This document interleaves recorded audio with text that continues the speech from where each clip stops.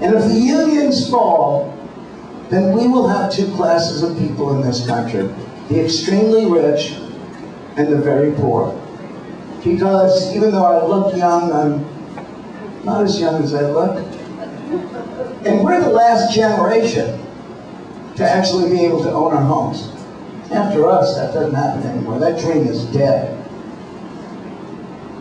The school systems across the country are being taken over by private enterprise. Now, although I don't agree with that, let's go back to data.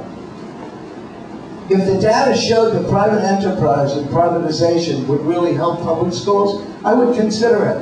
Of course, I'd go in there and organize the teachers. I would consider it. But when I look at what private enterprise has done over the past 5 years,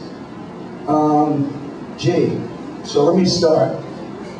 WorldCom, Enron, Duffy, Washington Mutual, Bank of America, Chrysler, Ford, GM, AIG, Fannie Mae, Fannie Mac. I could go on forever. So, thank you.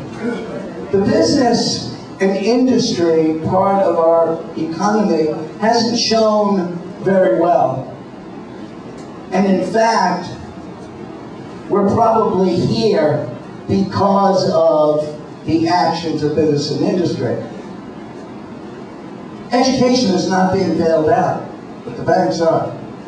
If education was a bank, we'd be solvent tomorrow. There's something going on, there's something wrong. Having said that, I understand, as does my union, that changes need to be brought to public education, mainly in the secondary schools, no question about it. And we want to work with business and industry. We want to work with the County Federation of Labor, which has 850,000 members representing over 300 unions, because we can never forget that as much as we want every one of our children to go to Harvard or Yale or Stanford, they're not going to all make it. So we have to make pathways for kids to have technical jobs, but not $8 an hour jobs, technical jobs that are middle-class jobs that pay $30 and $40 an hour so that people can earn a living, not just for themselves, but for their families. U.T.L.A., since I took office in about 200 years ago, that was a joke. You got it. It's the old guy got it. Has been very much pushing for school reform. Some of the most significant school reforms that have come about now are because of U.T.L.A. The pilot school movement that started in the Belmont Zone of Choice. And we just signed an agreement with the district about 3 months ago for the L.A. pilot schools to bring 20 more in. This document that you got is probably one of the most unique and significant changes in public education. It's called SDAM, Expanded School-Based Management Model School. It started at Woodland Hills Academy. We have 4 other schools around the city.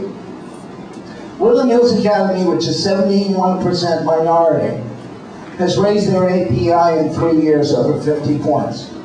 That's extremely significant. 71% minority.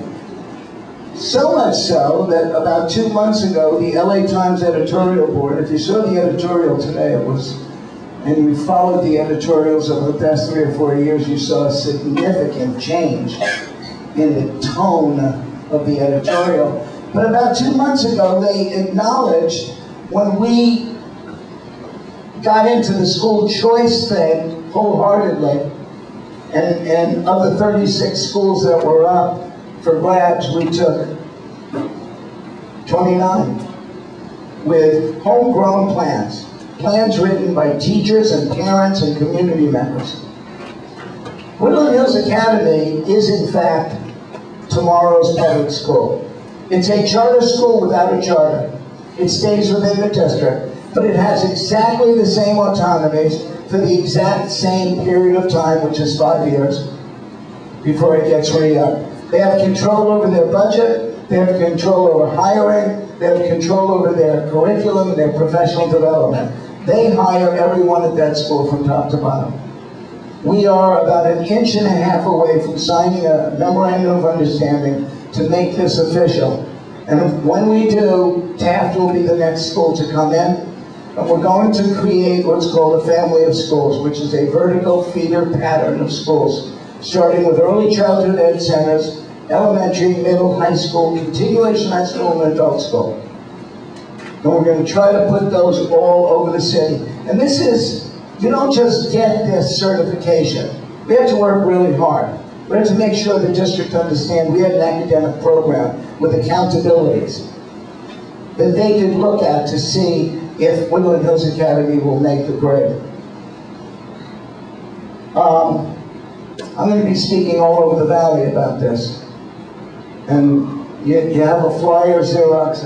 If you know somebody who has a school-age child, have them call Woodland Hills Academy and ask for Colleen Schwab. She is the chapter chair there, and she's one of the originators of this, along with myself. Let me give you my email before I take questions. It's U.T.L.A. president at U.T.L.A.net. U.T.L.A. president at U.T.L.A.net.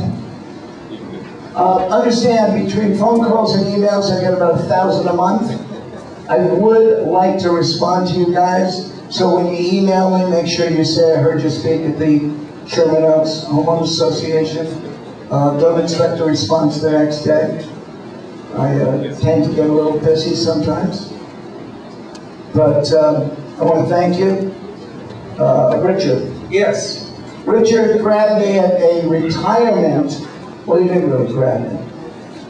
We met at a retirement dinner that U.T.L.A. gives every year for teachers and health and human service professionals. And his extremely young wife, I don't know what she's doing with him,